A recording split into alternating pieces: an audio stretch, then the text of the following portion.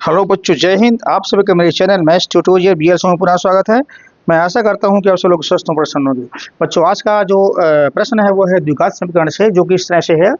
एक रेलगाड़ी एक नियत चाल से 300 किलोमीटर की दूरी तय करती है। उसकी चाल नियत है और वो 300 किलोमीटर की दूरी तय करती है। यदि इसकी चाल को 5 किलोमीटर प्रति घंटा बढ़ा दिया जाए, उसकी जो चाल थी पहले, उसकी चाल में 5 किलोमीटर प्रति घंटा का इजाफा कर दिया जाए, तो वह यात्रा 2 घंटे कम में पूरी करती है। रेलगाड़ी की मूल चाल ज्ञात कीजिए। यानी इसको ओरिजिनल जो चाल थी वो कितनी, तो हमें वो निकालना है। तो बच्चों, क्वेश्चन को प्रारंभ करने से पूर्व मेरा आपसे निवेदन है, यदि मेरे चैनल को आप लोगों ने अभी तक सब्सक्राइब नहीं किया है तो प्लीज सब्सक्राइब कर लें, जिससे मेरे सभी आने वाली मैथमेटिकल वीडियोज आपको प्राप्त हो सके। चलिए बच्चों, क्वेश्चन को आगे बढ़ाते हैं। तो ये कह रहा है जैसा कि रेलगाड़ी की मूल चाल क्या कीजिए। तो मान लेते हैं, सबसे पहले मान लेते हैं, माना रेल गाड़ी की मूल चाल बराबर x किलोमीटर प्रति घंटा है। ठीक है ना। ये हमने इसकी मूल चाल मान ली और इसी को हमें निकालना है। तो अब हमारा जो प्रश्न कह रहा है कि नियत चाल से 300 किलोमीटर चलती है। तो 300 किलोमीटर चलने में 300 किलोमीटर चलने में लिया गया समय निकालते हैं। लिया गया समय वो कितना होगा बच्चों। माना उसको हम T1 मान लेते हैं। T1 बच्चों, समय बराबर होता है हमारा दूरी बटे चाल। समय बराबर होता है दूरी बटे चाल। ठीक है ना। तो हमारी दूरी कितनी तय करता है, वो दूरी तय करता है 300 किलोमीटर। तो 300 किलोमीटर हो गया और चाल हमने मानी है x। तो ये इतना समय उसने लिया हमारा। ये जो है 300 किलोमीटर चलने में लिया गया समय माना कि T1 है। तो समय बराबर होता है दूरी बटे चाल। तो दूरी वो तय करता है 300 किलोमीटर और चाल उसकी हमने मानी है x। तो 300 बटे x है दूरी बटे चाल। दूरी बटे चाल ये हमारा ये आ गया। एक तो हमें समीकरण ये मिल गया। ठीक है ना। अब दूसरी शर्तानुसार वो कह रहा है यदि चाल को 5 किलोमीटर प्रति घंटा बढ़ा दिया जाए, है ना। दूसरी शर्तानुसार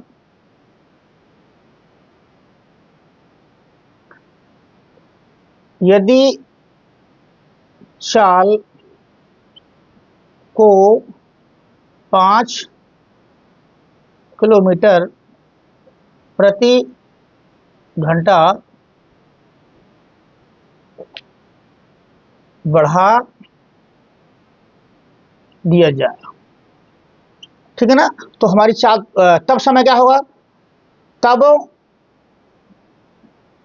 लिया गया समय, ट्रेन के द्वारा जो समय लिया जाएगा, अगर फिर चाल इतनी बढ़ गई 5 किलोमीटर प्रति घंटा, तो लिया गया समय। समय माना हो गया, उसको हमने मान लिया T2। ठीक है ना। बराबर दूरी बटे चाल।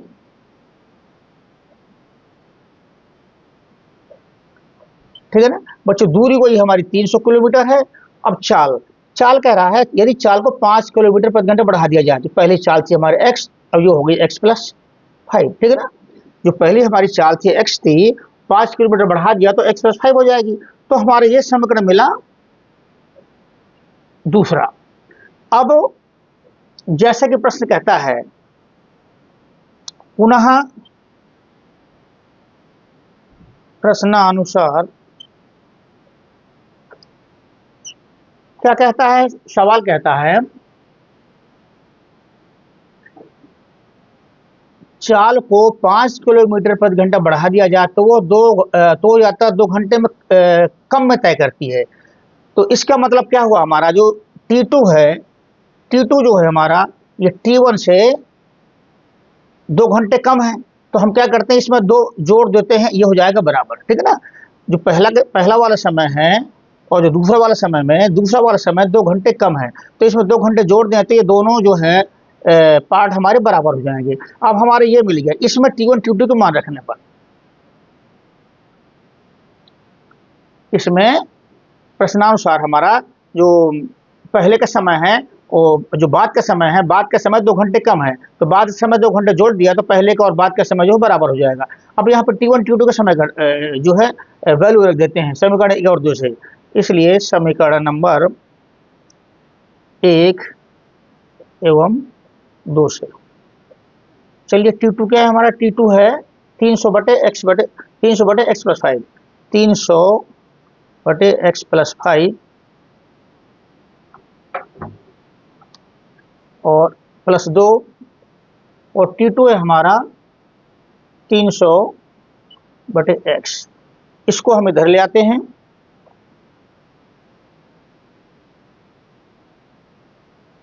तीन सौ बटे एक्स प्लस 5 माइनस 300 बटे एक्स प्लस 2 बराबर 0। अब बच्चों इसको सॉल्व करते हैं तो x इंटू एक्स प्लस 5 का जो मल्टीप्लिकेशन दोनों तरफ करते हैं। अब x इंटू एक्स प्लस 5 का गुणा दोनों तरफ करने पर, ठीक है ना, तो हमें क्या मिलेगा, यहाँ पे मिलेगा हमें x इंटू एक्स प्लस 5 गुणा करेंगे तो एक्स प्लस 5 कट जाएगा, तो ये आपका आएगा 300x आ जाएगा यहाँ पे।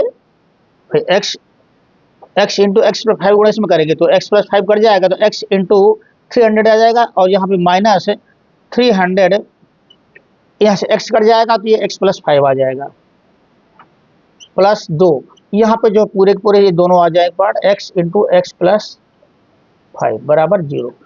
हमने दोनों तरफ जो है x इंटू एक्स प्लस 5 का गुणा किया तो हमें ये मिलेगा। क्लियर? अब आप इसको अपने हिसाब से भी कर सकते हैं अगर किसी तरह कोई कन्फ्यूजन हो, क्योंकि मैंने एक स्टेप डायरेक्ट कर दिया जरा। अब जो है इसे सॉल्व करेंगे, 300x माइनस इसका मल्टीप्लाई किया 300x माइनस ये आपका जो है 1500 हो गया, प्लस इसका अंदर मल्टीप्लाई किया 2x स्क्वायर प्लस 15 बराबर 0। ये 300x प्लस माइनस से कट जाएंगे तो हमारा आया 2x स्क्वायर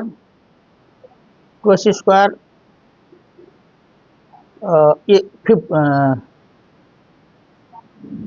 2x स्क्वायर, ये 5 दूनी, हाँ सॉरी ये गलत हो गया, यहाँ पे ये होगा 2x स्क्वायर प्लस 5 दूनी 10x बराबर 0, ठीक है ना, प्लस 10x माइनस 1500 बराबर 0। ये चीज़ हमारी आई। अब इसमें जो है 2 का भाग दे देते हैं, क्योंकि ये भी इवन नंबर, ये भी इवन नंबर, ये भी इवन नंबर, तो ये एक्स स्क्वायर आएगा प्लस 5x आएगा माइनस ये आपका 750, ये चीज़ आ गई हमारी।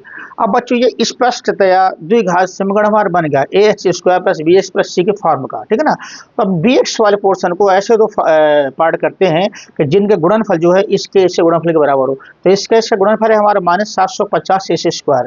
तो चलिए आगे बढ़ते हैं, x square plus 30x minus 25x minus 750, देखिए 25 3 75, ये 0 है, 750 आ गया, ठीक है ना। अब इसमें x कॉमन है तो x प्लस 30 और यहाँ 25 कॉमन है तो यहाँ x है, ये प्लस हो जाएगा और 25 तियाँ ये चीज़ आ गई। अब पुनः x प्लस 30 कॉमन है तो ले लेते हैं कॉमन, x प्लस 30 और इस बचा यहाँ x माइनस 25 बराबर 0। तो यहाँ से हमें क्या मिलेगा, या तो x प्लस 30 बराबर 0, तो इससे हमें जो मिलेगा x बराबर माइनस 30, और या x माइनस 25 बराबर 0, तो यहाँ से हमें जो मिलेगा x बराबर 25। बच्चों चाल जो है निगेटिव संभव नहीं है, इसलिए ये मान वैलिड नहीं है, तो हमारा x जो है वो 25 आएगा। तो x हमारे क्या माना था, ये माना थी मूल चाल, अतः